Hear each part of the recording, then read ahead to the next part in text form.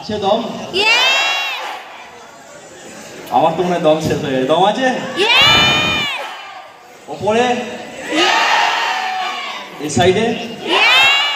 মিডিলে? এই সাইডে? একটু দেখে নেবো চেক করে কোন সাইডে জোশ বেশি আছে। একবার ওপরে? বা সাইডে? মিডিলে? সাইডে? ওভারঅল? তো এই আওয়াজ শুধু আজকে এই হল বেঙ্গল, আজকের এই রানাঘাট হল নয়, এই আওয়াজ গোটা ভারতবর্ষে পৌঁছাতে হবে। কি পারবো তো? যারা এখানে বসে আছি তারা সবাই লিডার। কারণ প্রথম পরীক্ষা আপনি পাস করেছেন, সেটা হচ্ছে ফার্স্ট সকালে এসে এত সুন্দরভাবে ধৈর্য নিয়ে বসে থাকা এন্ড অফ দ্য প্রোগ্রাম পর্যন্ত। দম লাগে, তাই স্যার না? তো আমার বিশ্বাস নেক্সট বড় হল, বড় প্রোগ্রাম, আরও বড় হলে প্রোগ্রাম হবে এবং সেই হলের প্রোগ্রামে শুধু আপনি সিটে না, আপনার নাম স্টেজে দেখতে চাই। পাবো? Are you ready? So first of all এরকম লেভেলে একটা প্রোগ্রাম তো অর্গানাইজ করার জন্য এটা একদিনের প্ল্যান হয় না। এক সপ্তাহ ঘুম উড়িয়ে কন্টিনিউয়াস ভাবে প্রোগ্রামে ফোকাস করে এরকম ডেডিকেশন স্ট্রাগল করে আজকের এরকম একটা ওয়ান্ডারফুল প্রোগ্রাম সাকসেসফুলি কমপ্লিট করার জন্য যাদের কন্টিনিউয়াস অবদান আছে সে সমস্ত লিডার্স আজকে প্রেজেন্ট আছে। তো আমি একবার চাইবো our youngest dynamic leaders mister Toton Sarkar and all team leaders যারা এখানে প্রেজেন্ট আছি, সমস্ত লিডার্সের জন্য বিগ ক্লাব, সমস্ত লিডার্স। পাশাপাশি our youngest dynamic leader mister Sukhdev Bag, আমি চাইবো ওনার জন্য big clap. Smart value all India basis যার একটা পরিচয় তৈরি করেছে, অল ওভার ইন্ডিয়া লেভেলের যার একটা আইডেন্টিফিকেশন আছে গোটা ভারতবর্ষের, আজকের দিনে দাঁড়িয়ে একটা আইকনিক লিডার। তো আমি একবার চাইবো বিগ ক্লাব ফর মিস্টার সনাতন মালিক, ভেরি ভেরি ব্রিলিয়ান্ট।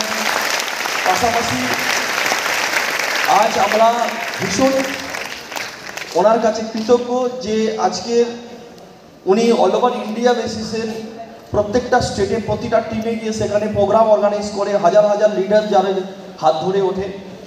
তো এরকম একজন পার্সোনালিটি, এরকম দুজন পার্সোনালিটিকে পেয়েছি আমরা আমাদের কোম্পানি ম্যানেজমেন্ট তরফ থেকে। তো আবার great deputy general manager of Smart Value DGM mister Rakesh Kumar Ranga স্যারের জন্য আমি চাইব একটা জবরদস্ত ক্লাস। পাশাপাশি আবার West Bengal APLL territory head, বেঙ্গলের শুধু না ওনারও পরিচিতি আছে গোটা ভারতবর্ষ জুড়ে।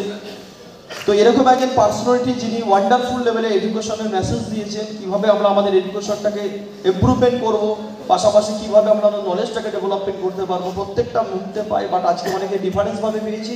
তো এরকম একজন পার্সন যিনি আজকের এই প্রোগ্রামে কন্টিনিউয়াসভাবে প্রথম থেকে শেষ পর্যন্ত প্রেজেন্ট আছেন, আমার West Bengal APLL territory head mister Bipin Kumar Roy sir জন্য জবরদস্ত ক্লাস চাইব।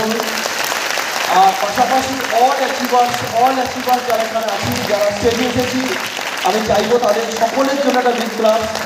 তারা আরও বেটার পারফর্ম করুন, আরও বেটার পজিশন হয়ে যেতে হবে তাদেরকে। আরও এখানে জাস্ট এন্ড না, একটা প্রোগ্রাম কখনো কারো জীবনে এন্ড হয় না, জাস্ট এটা ট্রেলার। আগামী দিনে অনেক বড় পিকচার, বড় ফিল্ম বাকি আছে, জাস্ট তো অ্যাডভার্টাইজমেন্ট হলো। ঠিক তো নাকি? আর যারা সিটে বসে আছি তার পাশের বন্ধুটাকে দেখলাম যে অ্যাচিভার হয়ে স্টেজে এসেছে, ইনি কিন্তু মঙ্গল গ্রহ থেকে আসেনি, ইনি কিন্তু পৃথিবীর সেকেন্ড গ্রহ থেকে নয়। তারা তাদের মতোই সিচুয়েশান, তাদের মতোই ফ্যামিলি ব্যাকগ্রাউন্ড থেকে আজ তারা যদি স্টেজে আসতে পারে, এখান থেকে একটা চ্যালেঞ্জ নিয়ে যাব যে নেক্সট 3 মাসের মধ্যে আমি আমার জান লাগিয়ে দিয়েও নিজের পিনটা অ্যাচিভ করব, নিজের অফারটাকে অ্যাচিভ করব, করে একটা বড় স্টেজে আসবো। কি কমিটমেন্ট আছে তো? Hello, yes or no? তো আমি জাস্ট টাইম খুব কম নেব, কারণ রেকগনিশন মিনস হচ্ছে enjoyment day, not a training. Just 2-3টি এক্সপিরিয়েন্স শেয়ার করার জন্য। আমার ভিডিও পিকচারে যেটুকু দেখিয়েছে খুবই সামান্য যেটা আমার কাছে, বাট আমি যখন আমার জার্নি স্টার্ট করেছিলাম স্মার্ট ভ্যালুতে, আশাটা আমার কাছে হিউজ টাফ ছিল, স্বপ্ন ছিল অনেক বড়, জীবনে বড় কিছু করতে গেলে অনেক বড় স্বপ্ন লাগে। স্বপ্ন ছিল অনেক বড়, বাট প্ল্যাটফর্ম ছিল না। প্রথম কারণ, জীবনে বড় কিছু করতে গেলে একটা বড় প্ল্যাটফর্মের প্রয়োজন থাকে, একটা সিস্টেম দরকার পড়ে। ইয়েস না? যদি ক্রিকেটার হতে হয় তাহলে ক্রিকেট নামক একটা প্ল্যাটফর্মের সঙ্গে যুক্ত হতে হবে, তবে আমি ক্রিকেটার হতে পারবো। আমার যদি গায়ক হতে হয়, সিঙ্গার হতে হয়, তাহলে সিঙ্গিং যে প্ল্যাটফর্ম আছে Saregamapa, Indian Idol singer program, এরকম কোনো প্ল্যাটফর্মের সঙ্গে আমি যুক্ত হতে হবে, তবেই আমি একটা বড় সিঙ্গার হতে পারবো। আদারওয়াইজ আমি গান গাই, বাট গান শোনার মতো লোক থাকে না। আমি শুনি 4 দেয়ালের মধ্যে, যেখান থেকে সে তৈরি হয় বাথরুম সিঙ্গার। এখানে অনেকেই বসে আছে যে বাথরুমে গান করে, বাথরুমে কুমার শানু, বাথরুমে নেহা কাক্কর, বাথরুমে Shreya Ghoshal. Hi yes or no? তো বিকজ ইনি উঠতে পারেনি, তার পিছনে মেন কারণ কিনা প্ল্যাটফর্ম নেই। Hi yes or no?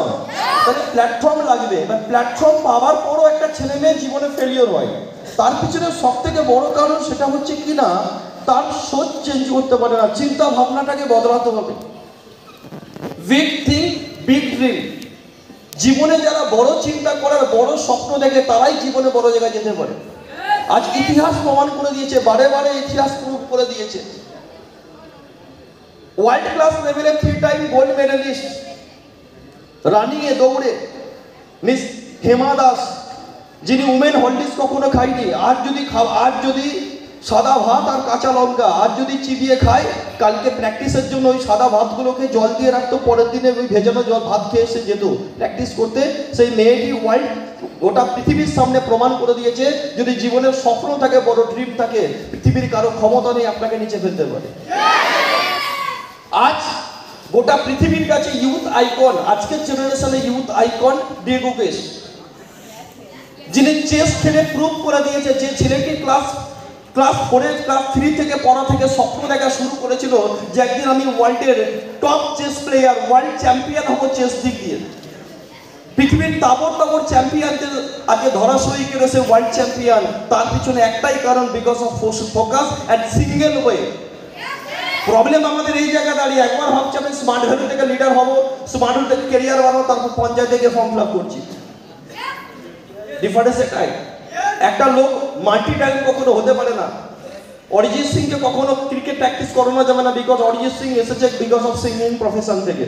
উনি গান ছাড়া কিছু বোঝেন না, ওর জন্যই ওনার গান বাজলে লোক গান পেতে শোনে। কিশোর কুমার গান ছাড়া কিছু বুঝতেন না। বিরাট কোহলিকে জিজ্ঞাসা করলে উনি গানের জগতে কিছু জানে না, উনি বলেন একটাই আমার প্রফেশন, যেটা নিয়ে আমার দিন শুরু হয়, যেটা নিয়ে আমার রাত দিয়ে দিন শেষ হয়, বিকজ অফ ক্রিকেট। আপনি ক্রিকেট নিয়ে প্রশ্ন করুন, যে কোনো অ্যান্সার দেবো। যেদিনকে আপনি এই ভাবনা তৈরি করবেন যে স্মার্ট ভ্যালুকে নিয়ে প্রশ্ন করুন, 1000 অ্যান্সার দেবো, বাকি প্রশ্ন আমার কোনো জানা নেই। Hi yes or no?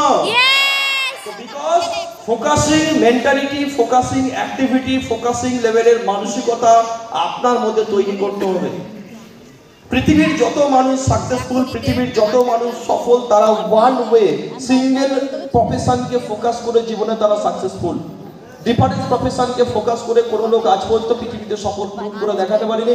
গোটা পৃথিবীর মতো কোনো মাল্টি ট্যালেন্টেড লোক সাকসেসফুল হয়নি। পড়াশোনাকেও মেনটেন করছে, গানও মেনটেন করছেন। আপনি গান গাইতে পারবেন না, আপনার নাম ইন্ডিয়ান আইডল সিঙ্গার প্রোগ্রামে থাকবেন, আপনি আইদার বাথরুম সিঙ্গার হবেন, নাহলে পাড়ার মঞ্চে সেখানে বসে আপনি গান গাইবেন। আমাদের পাড়ার মেয়ে অমুক SYXZ দাস কোকিল কণ্ঠে গান গাইবে, পাড়ার তবলায় সহযোগিতা করবেন পাড়ার আদুরে কাকু অরুণ চক্রবর্তী, টাং টাং টাং টাং করে তরবার শুরু করে করে দেমাদে বদ্ধ করে রুদ্র দ্বারা আগুন জ্বেলে দেয়। সিঙ্গার হতে পারে না, তার পিছনে একটাই কারণ, ওনার ফোকাসিং হাজার দিকে থাকতে পারে। তার মানে আপনাকে জীবনে ফোকাস করতে গেলে সিঙ্গেল ওয়ে নিয়ে ফোকাস করতে হবে। একটা রেকগনিশন প্রোগ্রাম কারো জিন্দগি লাইফ চেঞ্জ করতে পারে না। লাইফ চেঞ্জ করতে গেলে আপনাকে একটা সঠিক ডিসিশনের মধ্যে আসতে হবে। কি পারবো তো? রিজেকশন না। এবার মেন্টালিটি চেঞ্জ করতে হবে। একই মন্দিরে দুটো লোক গেছে, মন্দিরের সামনে যখন যাবেন, মন্দিরে যখন একটা মূর্তি থাকে, সেই মূর্তিতে এরকম একটা আশীর্বাদ চিহ্ন থাকে, এরকম আশীর্বাদ থাকে সিম্বল, কোনো যে দেবতা দাঁড়িয়েছে আশীর্বাদ করে দেয়।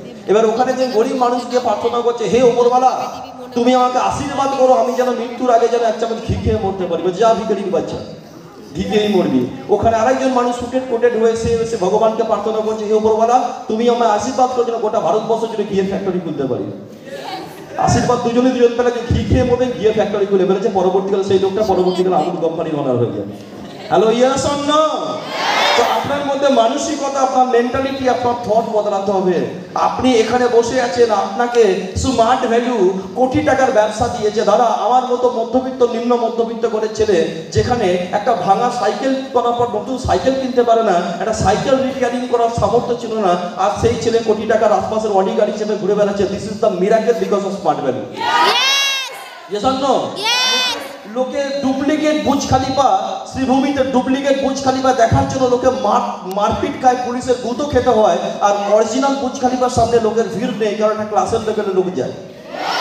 আজ এই দম, জীবনের এই মিরাকেল, এই দমটা দেখিয়েছে বিকজ অফ স্মার্ট ভ্যালু। তার পিছনে একটাই কারণ, ফোকাসিং অ্যাক্টিভিটি। আর আপনার থট চেঞ্জ করতে হবে। গোটা পৃথিবীতে যত সাকসেসফুল মানুষ তৈরি হয়েছে, they are all come from business, they are not come from service. Service থেকে জীবন ধারণ করা যায়, স্বপ্ন পূরণ হয় না। সার্ভিস করে যেটা করতে পারি সেটা হচ্ছে জীবন ধারণ করতে পারি, স্বপ্ন পূরণ করতে পারো না। গোটা পৃথিবীতে যত ড্রিমার বেরিয়েছেন, গোটা পৃথিবীর যত টপ আর্নার আছেন, দে are all come from business. বিজনেসই একমাত্র, বিজনেসম্যানরাই দুনিয়া বদলাতে পারে, বিজনেসম্যানদের লাইফস্টাইল একমাত্র চেঞ্জ হতে পারে। পৃথিবীর যত top earner, they are all come from business.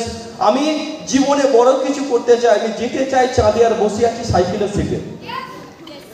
Cycle চেপে চাঁদে যাওয়া যায় না, সাইকেল চেপে বাড়ি থেকে গ্যারেজ, গ্যারেজ থেকে বাড়ি আসা যায়। Hello, yes or no?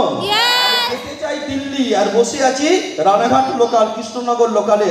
সারাদিন ঘুরলে ওটাও ট্রেন দিল্লি স্টেশন আসবে না, দিল্লি স্টেশন যেতে গেলে দিল্লি যাওয়ার কোনো এক্সপ্রেস ট্রেনে করতে হবে। Because of thought, because of decision আপনাকে চেঞ্জ করতে হবে। বিজনেসই একমাত্র রাস্তা যেখান থেকে একটা মানুষের লাইফের প্রত্যেকটা স্বপ্নকে পূরণ করতে পারে, জীবনটাকে অন্য লেভেলে চেঞ্জ করে দিতে পারে। Yes or no? কি বলতে পারলাম? জাস্ট ছোট্ট একটা স্টোরি বলে আমি এন্ড করবো। একটা ট্রেনে তিন ভদ্রলোক জার্নি করছেন, ট্রেনের পাশাপাশি সিটে তিন ভদ্রলোক বসেছিলেন। সেই তিন ভদ্রলোকের মধ্যে একজন ছিলেন মারোয়ারি ছিলেন, একজন ছিলেন বাঙালি লোক বসেছিলেন, একজন মারোয়ারি ছিলেন, চাইনিজ বসেছিলেন। এবার কি হয়, চাইনিজটার সামনে একটা বড় মাছি উঠছিল, বড় করে ঘুরছিল। ও চপস্টিক দিয়ে চাপ করে চাইনিজ কি করে মাছিটাকে ধরে ফেলে, ধরে কপ করে খেয়ে নেয়। সব খাই, বুঝলো না? তো চপস্টিক দিয়ে, স্টিক দিয়ে চাপাক করে ধরে কপ করে খেয়ে নেয়। পাশে বাঙালিটা যে বসে, সে দেখছে যে চাইনিজটা মাছিটা ধরলো, কপ করে খেয়ে নিল। এবার কি হয়, আর একটা মাছি একটা মারোয়ারির সামনে গিয়ে উঠছে। মারোয়ারিটা কি হলো, হাতে করে খপাক করে মাছিটাকে ধরে ফেলে। এবার বাঙালি লোকটা বলছে, আপনি কি খাবেন? বলো, না আমি খাবো না, ওই চাইনিজটাকে বিক্রি করবো। This is the difference of businessman. Yes or no? तो वही भद्रलोक बोलते कि आप वो मक्खी को पकड़ के आप खाएंगे चाइनीज जैसा? बोले नहीं, इस चाइनीज को मैं सेल करूंगा। This is the difference because of business mentality. गोटा भारतवर्षे যত বড় বড় বিজনেস আছে, মানে ম্যাক্সিমাম যদি দেখা যায় সেখানে হচ্ছে কোনো মারওয়ারি লোক। আপনি সিঙ্গেল কোনো মারওয়ারি লোককে পাবেন না, কারণ গোলামি করে জীবন বরবাদ করেছে। এখানে যদি কোনো ট্র্যাডিশনালি কোনোভাবে পড়াশোনা করে যদি চাকরি বাকরি নাও পায়, যে কোনো কিছু ও বড়াফা বিক্রি করে জীবন চালিয়ে নেবে, কিন্তু কারো কাছে গোলামি করে না। স্মার্ট ভ্যালু আজকে আপনার সাথে এসেছে। আপনার পরিবার মারওয়ারি না হলো, মেন্টালিটি বানিয়ে দেবে স্মার্ট ভ্যালু। আপনাকে বিজনেসম্যান হতে হবে। Hello, yes or no? Businessman হতে হবে তো না? জীবন বরবাদ করবেন। আমার আগে 3 জেনারেশন খেটে বেরিয়েছে। যদি 30 বছর করে স্ট্রাগল করে, তার 3 3 90, 4 জেনারেশন হলে 120 বছর খেটে গেছে। আমি তো পায়ে পা তুলে বসে খেতাম, বিকজ কোনো না কোনোভাবে আর্নিং করেছে, জীবন ধারণ করেছে, স্বপ্ন পূরণ করছে, করতে পারেন জীবন ধারণ করে পৃথিবী শেষ করে দিয়েছে। পৃথিবী থেকে বেরিয়ে চলে গেছে জীবন ধারণ করে দিয়ে। নেক্সট জেনারেশনকে পরিশ্রম করতে হচ্ছে। বাট স্মার্ট ভ্যালু পাওয়ার পর আপনি এমনভাবে স্ট্রাগল করুন, এমনভাবে নিজের লাইফ বানান যে নেক্সট জেনারেশন যখন পৃথিবীতে আসবে তারা আপনার